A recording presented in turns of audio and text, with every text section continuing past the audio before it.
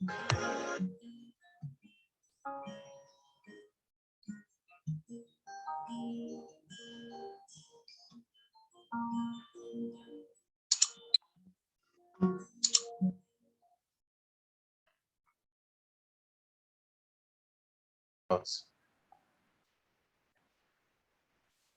our last class, we talked about iron deficiency anemia, B12 deficiency anemia, and folic acid deficiency anemia. So today, we would look at anemia of chronic disease. Anemia of chronic disease. So as the name implies, anemia of chronic disease is anemia that happens when there is a chronic disease. So when there is an inflammation or any kind of disease that has stayed for a long time, right? And that's chronic disease results in anemia. It is regarded as anemia of chronic disease. But the correct definition of anemia of chronic disease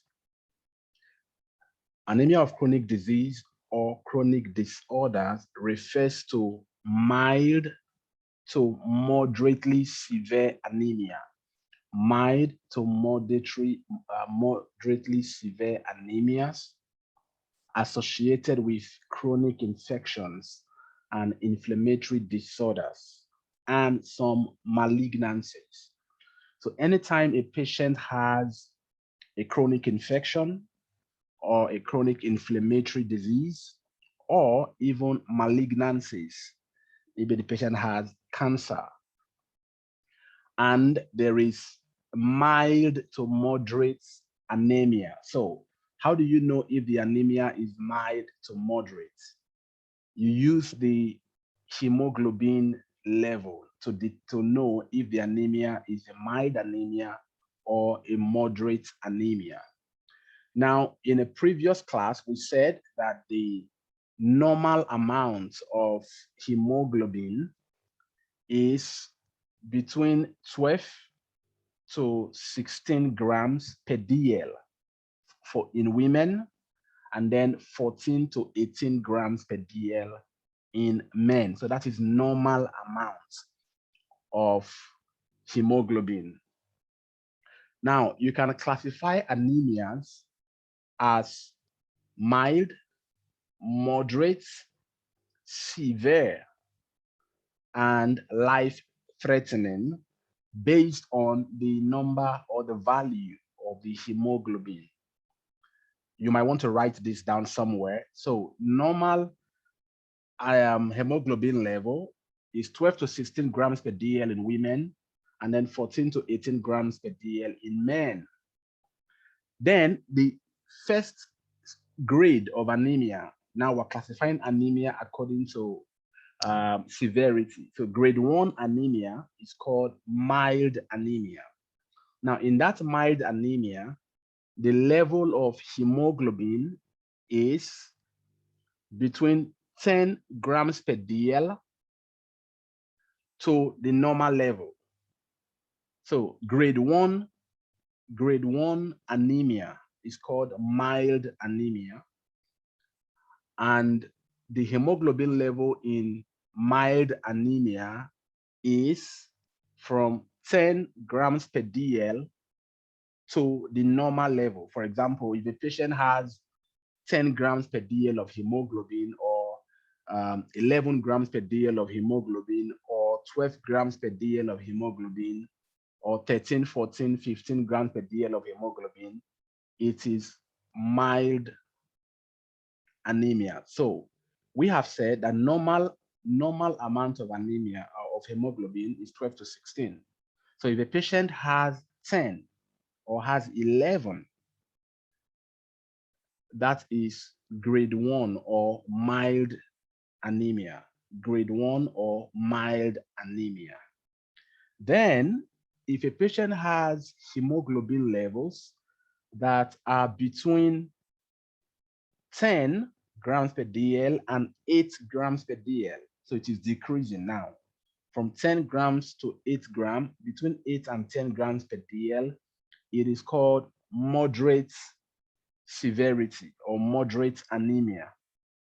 So 10 is mild, 8 to 10 is moderate, 6.5 to 7.9 is serious or severe anemia.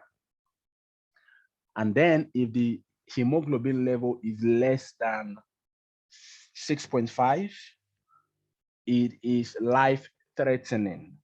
Life-threatening. So remember this, that normal hemoglobin is 12 to 16 grams in women and 14 to 18 grams in men. So if it is less than 12,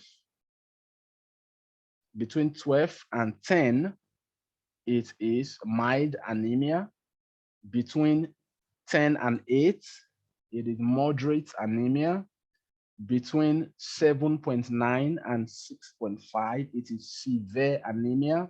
And if it is less than 6.5, it is life-threatening. So whenever you see a question and the hemoglobin level is 6.5 or less than 6.5, know that that patient is in serious danger because it is life-threatening anemia. Now, why did I say that? I said that because if you want to diagnose anemia of chronic disease, we said that it is mild to moderately severe anemia. Mild to moderately severe. That is why you see 7 to 12 grams per DL in this slide. So an anemia of 7 grams or hemoglobin level of 7 grams per DL, we said it is serious or severe anemia. 8 grams per DL to 10 grams per DL, it is moderate anemia, and then 10 to 12 is mild anemia. So any patient that has a hemoglobin level between 7 to 12 grams per DL, and that patient also has a chronic infectious disease or has an inflammatory disorder, or the patient has cancer, we suspect that that patient has what we call anemia of chronic disease. Do you understand that? So the anemia is caused by the chronic disease. So the reason for the anemia is because of the chronic disease. That is why it is called anemia of chronic disease. Now, there is a new name for anemia of chronic disease, which is called anemia of inflammation. So anywhere you see anemia of inflammation, it's the same thing as anemia of chronic disease. So what are the characteristics of anemia of chronic disease or anemia of inflammation? The first thing you would notice is that in anemia of chronic disease, there is inadequate erythrocyte production. Inadequate erythrocyte production. So enough red blood cells are not produced. And that's, of course, we know that according to our definition of anemia, is a decrease in red blood cell count or a decrease in hemoglobin. So in anemia of chronic disease, you would see that there is inadequate erythrocyte production. Then low serum iron. Don't forget this. In anemia of chronic disease, you will have low serum iron. Remember also in anemia, in iron deficiency anemia, you also have low serum iron. But when you see a patient with low serum iron, low hemoglobin between 7 and 10, and the patient has a chronic infectious, inflammatory, or malignancy, you suspect that the patient has anemia of chronic disease. Now, another thing you find in anemia of chronic disease is that there is a low iron binding capacity, or low transferrin. We said that iron is transported through the blood as transferrin. Okay, it binds to protein molecules and then it is transported through the blood in the form of transferrin. But now there is low serum iron, and because of that, there is low transferrin because the iron cannot bind to protein molecules. Now, Another thing you notice in anemia of chronic disease is that the erythrocytes are usually normocytic and normochromic.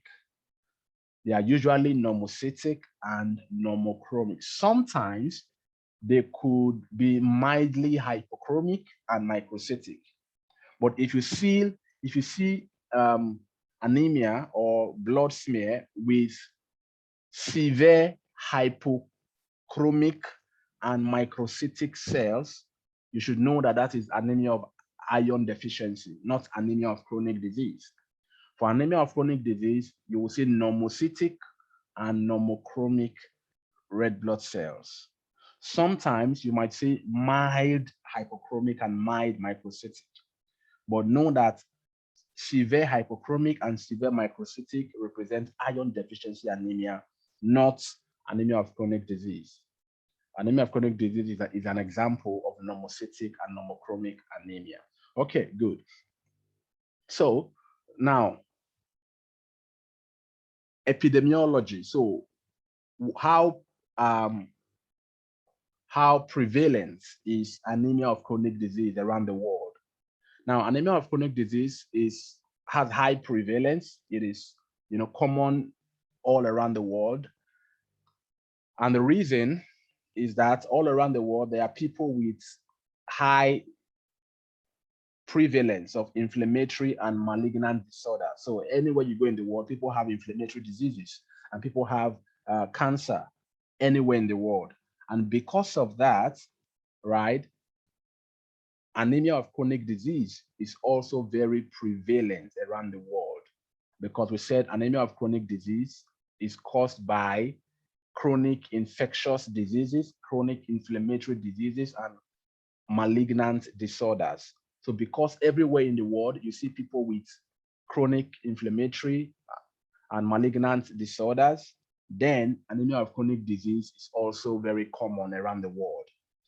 It is the second or third most common form of anemia after iron deficiency anemia and thalassemia. So iron deficiency anemia, we said, is the most common, right, in the world. So anemia of chronic disease is the second or third most common type of anemia around the world. So what causes anemia of chronic disease? Etiology. So the etiology of anemia of chronic disease, as the name implies, it is caused by chronic diseases or chronic infections or inflammatory or malignancies. So the causes of anemia of chronic disease include infections, acute and chronic infections, and these infections could be viral infections, including human HIV, bacteria, including tuberculosis, osteomyelitis, and sepsis, parasitic infections, including malaria, fungal infections, cancer, multiple myeloma, and lymphoma, solid tumor, including carcinoma. All of these can cause anemia of chronic disease. Then we have autoimmune disorders also, like rheumatoid arthritis and other rheumatologic disorders, systemic lupus erythematosus, connective tissue diseases, vasculitis, sarcoidosis, inflammatory bowel disease, systemic inflammatory response syndrome, chronic rejection after solid organ transplantation, chronic kidney disease, and inflammation. So all of these diseases are scattered around the world. So everywhere you go, people have chronic kidney disease and inflammation, organ transplant rejection, rheumatoid arthritis, systemic lupus, connective tissue disorders, vasculitis. All of these autoimmune diseases, cancer, and viral, bacterial, parasitic, and fungal infection, they all lead to anemia of chronic disease. Okay, so the pathogenesis, what happens in anemia of chronic disease? In anemia of chronic disease, there is red cell destruction. So red blood cells are destroyed in anemia of chronic disease. And there is inadequate erythropoietin secretion and resistance to erythropoietin. Remember, we said that Erythropoiesis takes place in the presence of erythropoietin, which is secreted from the kidney. So imagine that there is a chronic kidney disease, right? And the kidney can no longer release erythropoietin. So that lack of erythropoietin would lead to a decreased production of red blood cell and will eventually lead to anemia of chronic disease. And again, even if the kidney is properly functioning and the kidney released erythropoietin, in anemia of chronic disease, the erythropoietin is resisted. So there is resistance to erythropoietin. Even though the kidney produce normal amount of erythropoietin, the kidney is normal, it has no chronic disease, produce normal amount of erythropoietin, but in anemia of chronic disease, there is resistance to erythropoietin. Why? Because in anemia of chronic disease, there is something called hepcidine. Hepcidine, I'm going to talk a little bit about hepcidine. So hepcidine suppresses erythropoietin. Hepcidine suppresses erythropoietin production and release. Even if the kidney is okay, this hepcidine here suppresses it. Now, what happens? Since we said that anemia of chronic disease happens in chronic diseases, it leads to the production of some acute phase reactants. So whenever there is a chronic disease or an acute disease, there is a release of some acute phase reactants. Examples are interleukin 6. And this interleukin 6 lead to the production of hepcidine. So what does hepcidine do? Hepcidine regulates the entry of iron into the blood. Remember this, hepcidine regulates the entry of iron into the blood. So it means that anytime there is hepcidine, what does it do? How does it regulate iron entry? Hepcidine decreases iron entry into the blood. Hepcidine decreases iron entry into the blood. And it does that by inhibiting a protein we call ferroportin. So ferroportin is supposed to initiate the entry of iron into the blood. But when there is hepcidine, hepcidine inhibits ferroportin, thereby decreasing iron release into the blood. Now, anytime there is decreased iron release into the blood, we have what is called hypopheremia. Hypopheremia, which is low amount of iron in the blood. Hypo means low, ferrum from iron, emia means blood. So hypopheremia is low amount of iron in the blood. Why is there low amount of iron in the blood? It is because of hepcidine. Hepcidine, I said, will inhibit ferroportin, and ferroportin is supposed to cause iron to be released from tissues into the blood, into the circulating blood. But in the presence of hepcidine, ferroportin is inhibited, thereby preventing iron from circulating in the blood. And how do we have hepcidine?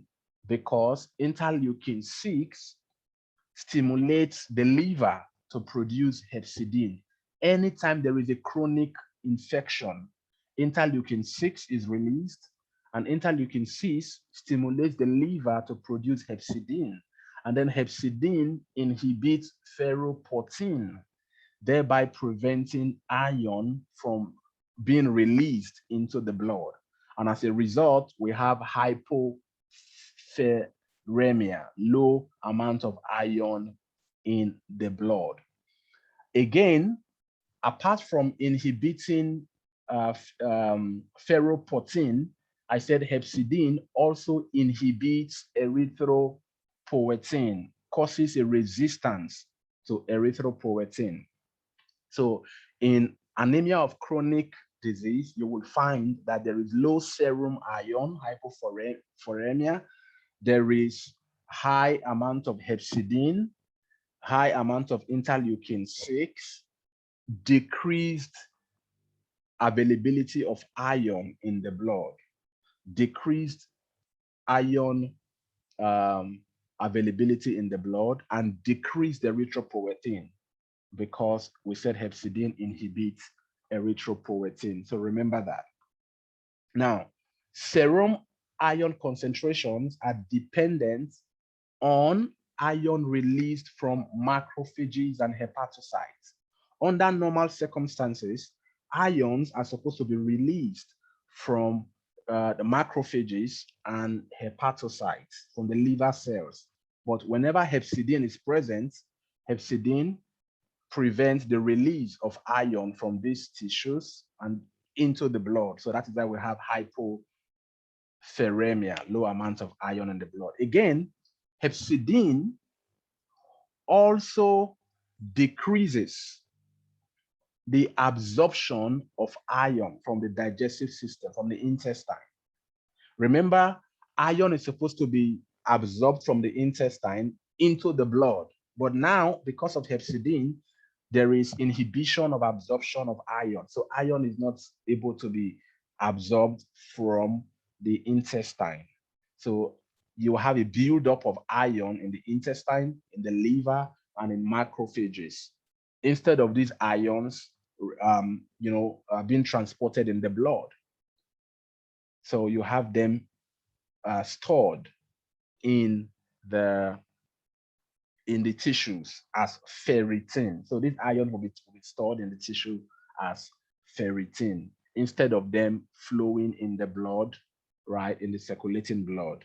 And the reason that happens, we said, is because of what? Hepcidine. So what does hepcidine do? One, hepcidine inhibits erythropoietin, suppresses the release of erythropoietin from the kidney. That's one. Secondly, hepcidine inhibits ferropoietin, thereby preventing release of iron from tissues into the blood. Then hepcidine also inhibits the release of the absorption of iron from the small intestine into the blood. And then as a result, it will lead to hypopheremia.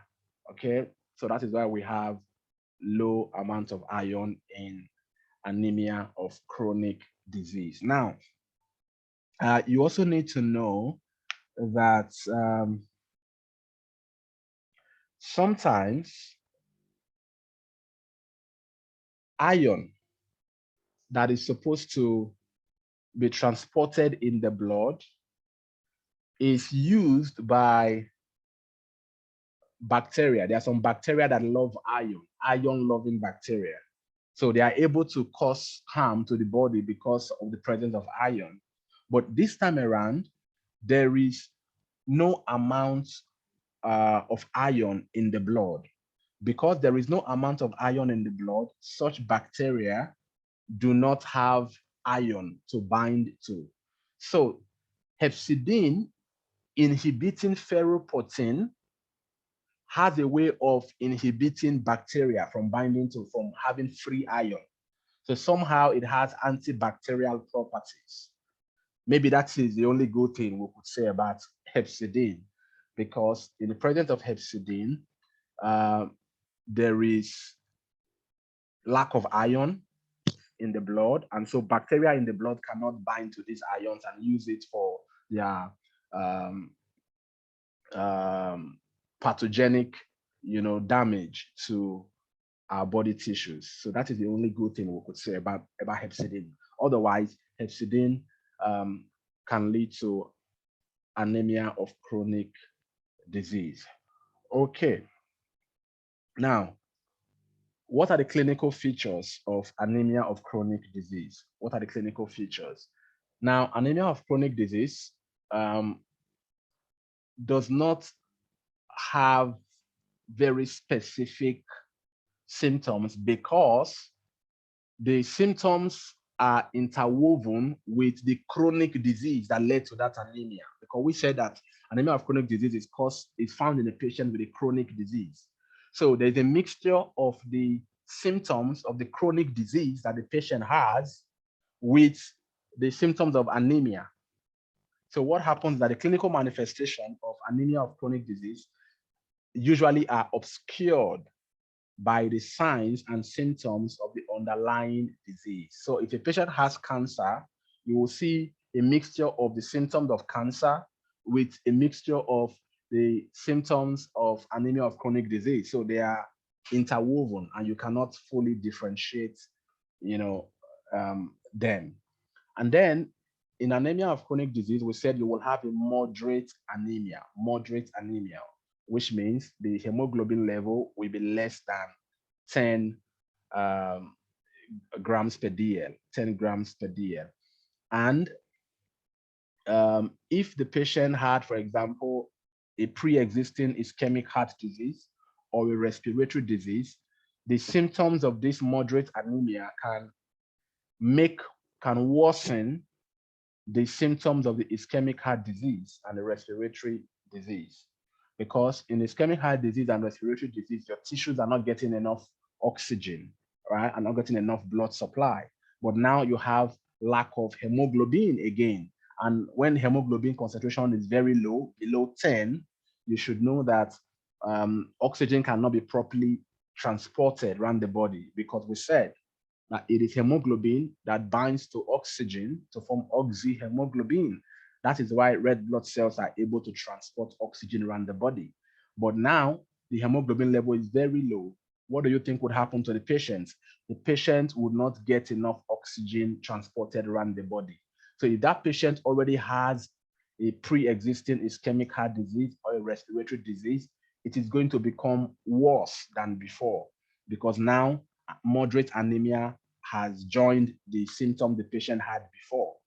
And so that will complicate, the patient's situation or condition. Laboratory finding. So what do we find in anemia of chronic disease? So the erythrocytes are normocytic and normochromic. But if this anemia of chronic disease lasts for a very long time, the erythrocyte can become hypochromic and eventually microcytic.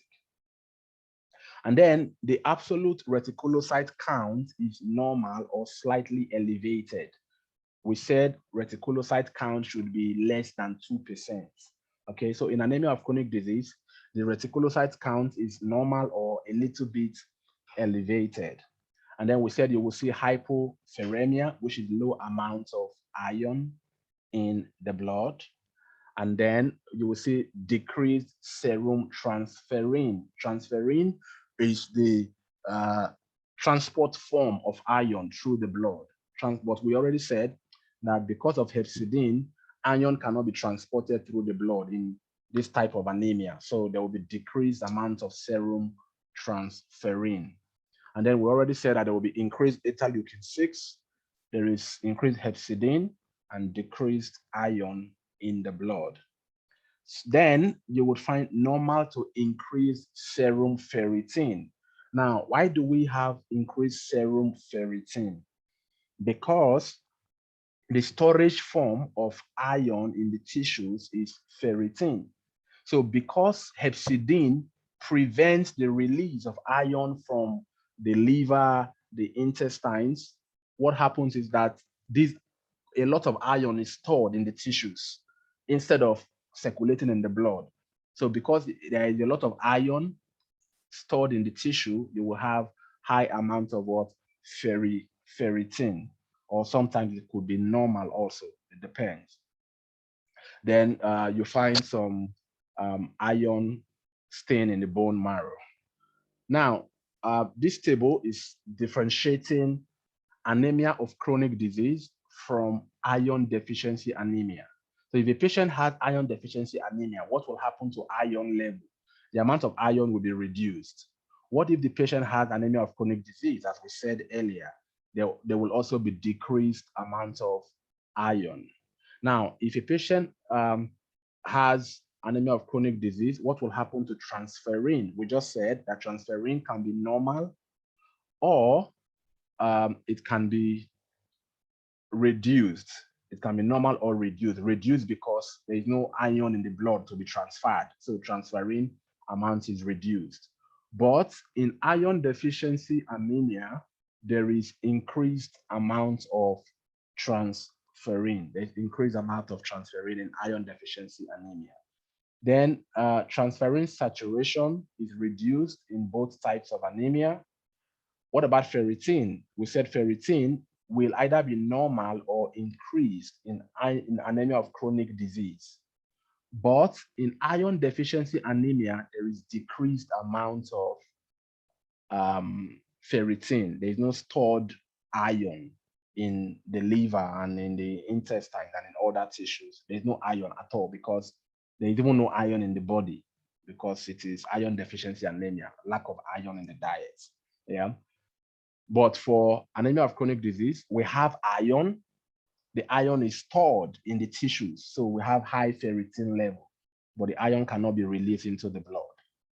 Then soluble transferrin receptor is normal in anemia of chronic disease, and it is increased in iron deficiency anemia. Then cytokine levels. There is increase in cytokine levels in anemia of chronic disease because we said there will be high interleukin 6. So interleukin 6 will increase. That's an example of a cytokine.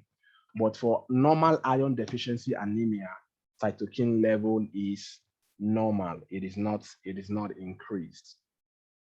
So here you find what will happen if a patient has anemia of chronic disease and at the same time has iron deficiency anemia. So this is what you will find. Almost all parameters will be reduced except the soluble transferrin receptor, which will be normal or increased, and cytokine level will be increased also because the patient has anemia of chronic disease also.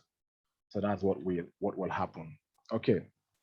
So this picture is just showing you hepsidine, you know, how it is produced. So if there is an inflammatory disease, so you see a lot of inflammatory mediators, interferons, different tumor necrosis factor, different interleukin 6. The interleukin 6 will cause the liver to release hepsidine, and hepsidine will prevent absorption of iron from the small, inhibit absorption of iron from the small intestine, and that will now lead to decreased amount of iron available in the blood. So that's what this picture is simply showing you. Same thing with this one. So here you see that there will be hypopheremia and decreased serum transferrin, which we already explained before in the previous slide. We said there will be increased serum ferritin because a lot of iron will be stored in the tissues, so they cannot be available in the blood. So they are stored in the tissue, so we'll have increased ferritin. Then the marrow morphology, when you do bone marrow staining, you'll find that the bone marrow is normal, okay? Is normal. Then differential diagnosis, how do you diagnose, how do you differentiate anemia of chronic disease from other kind of anemia? So most patients with chronic infectious, inflammatory, or cancer are anemic. So the diagnosis of anemia of chronic disease should be made only if the anemia is mild to moderate anemia and that the serum and iron binding capacity or serum and transferrin are low, and then ferritin is elevated. So you only diagnose anemia of chronic disease if the patient has a chronic inflammatory disease or cancer, and there is mild to moderate anemia, that is hemoglobin level is between 7 and 10 grams per DL, and then the amount of serum is low in the blood, but the iron binding capacity is also low, and then ferritin is high. Then you diagnose anemia of chronic disease. Now, you need to differentiate anemia of chronic disease from all these other diseases because some of these diseases will have a similar picture as anemia of chronic disease. So you must differentiate anemia of chronic disease from all these diseases. So that is why it is called differential diagnosis. Because a patient with drug-induced marrow suppression or chronic blood loss, renal impairments, will have similar symptoms as somebody who has anemia of chronic disease. So you must differentiate them so that you don't give the wrong diagnosis. A patient might have kidney disease and you diagnose anemia of chronic disease. So you only diagnose anemia of chronic disease when all these criteria I mentioned before are met. Otherwise, it could be anything else. It could be thalassemia, it could be endocrine disorder, it could be chronic blood loss. So this is the table to differentiate the different types of anemia. So therapy, how do you solve, how do you treat anemia of chronic disease? Now, first of all, in iron deficiency anemia, when you give the patient iron, the patient will respond to the iron. The anemia will be treated when you give iron to the patient. But in anemia of chronic disease, when you give the patient iron supplements, it doesn't solve the problem. Anemia of chronic disease does not respond to iron. Why? Even if you give the patient iron in form of drug, that iron cannot be available in the blood. Why? Because we said hepsidine will inhibit ferroportin. And when ferroportin is inhibited, iron will not be available in the blood. So you cannot treat a patient with iron deficiency, with anemia of chronic disease by giving them iron supplements. It will not solve the problem. So anemia that presents in the setting of infection, inflammation, or malignancy requires sufficient diagnostic studies to more threatening causes such as occult hemorrhage, iron, B12, and folate deficiency, hemolysis, and drug reaction. If the anemia can be diagnosed as anemia of chronic disease after such studies, effective treatment of the underlying disease resolves the anemia. So what do? You treat the underlying disease. That chronic inflammation, that chronic infection, or that cancer that is causing this anemia is what you treat. Because if you give the patient iron, it will not solve the problem. The anemia will still remain because the iron cannot be transported in the blood as long as there is hepsidine. And if you don't treat the infection or the inflammation or the cancer, hepsidine will continually be present in the blood. Interleukin 6 will continually be present, and that will lead to high hepsidine. And as long as there is high hepsidine, serum iron will remain low. Even if you bombard the patient with a lot of iron, it will not solve the problem at all. So what do? Treat the underlying disease. Treat the underlying disease. Now, here, therapeutic options for anemia of chronic disease. So, anemia of chronic disease, only anemia of chronic disease. And then another patient with anemia of chronic disease plus iron deficiency anemia. So how do you treat? Now, if you treat the underlying disease, so maybe the patient had cancer, if you treat that cancer, will the anemia of chronic disease be treated? Yes, it will be treated. Okay. Now, if the patient has anemia of chronic disease with true iron deficiency, treatment of that underlying disease will also treat the anemia that this patient has. Then sometimes you could do transfusion. Transfusion will treat the anemia of chronic disease and the anemia of chronic disease with true iron deficiency. But if you give iron supplementation, if you give iron to the patient, it will not treat anemia of chronic disease. But the iron can treat iron deficiency anemia.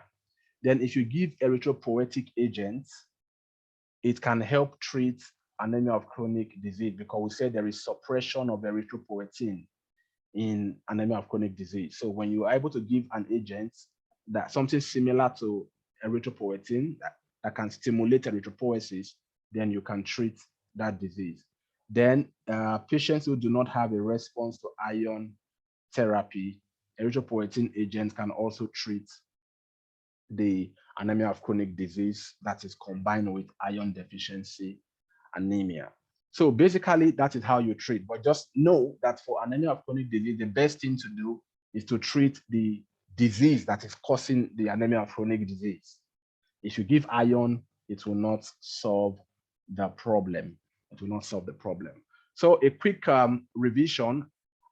Anemia of chronic disease is caused by a chronic disease, chronic inflammation or chronic infection or cancer. Under chronic infection, chronic inflammation or cancer, there is a release of acute phase reactants like interleukin-6. And interleukin-6 will lead to the production of hepsidine, and hepsidine will inhibit ferritin, preventing iron from being released into the blood. And as a result, there will be low amount of iron in the blood. And that low amount of iron in the blood will mean that there will be low amount of transferrin also. And then all the iron will be stored in the liver, in the intestine, and all other tissues. You cannot absorb iron from intestine because hepsidine inhibits absorption of iron from the intestine. So you have high ferritin, which is the storage form of iron. And then hepsidine will also inhibit erythropoietin and suppress erythropoietin so that the kidney does not release erythropoietin. And as a result, there will be decreased erythropoiesis, so you have low red blood cell count. And anemia of chronic disease is diagnosed when the hemoglobin level is between 10 and 7 grams per DL, accompanied with chronic disorders. How do you treat? You treat by treating the underlying disease. That disease that is causing the anemia of chronic disease is what you treat. Once you treat that disease, there will be no more interleukin-6 and hepsidine to prevent iron from circulating in the blood. Now, you cannot treat anemia of chronic disease by giving iron supplements. It will not work. Okay, so I think we will finish here for today. That was the last slide.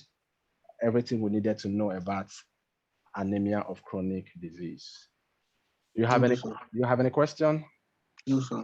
No. Okay. Thank you so much. I didn't know. Vaccine as well.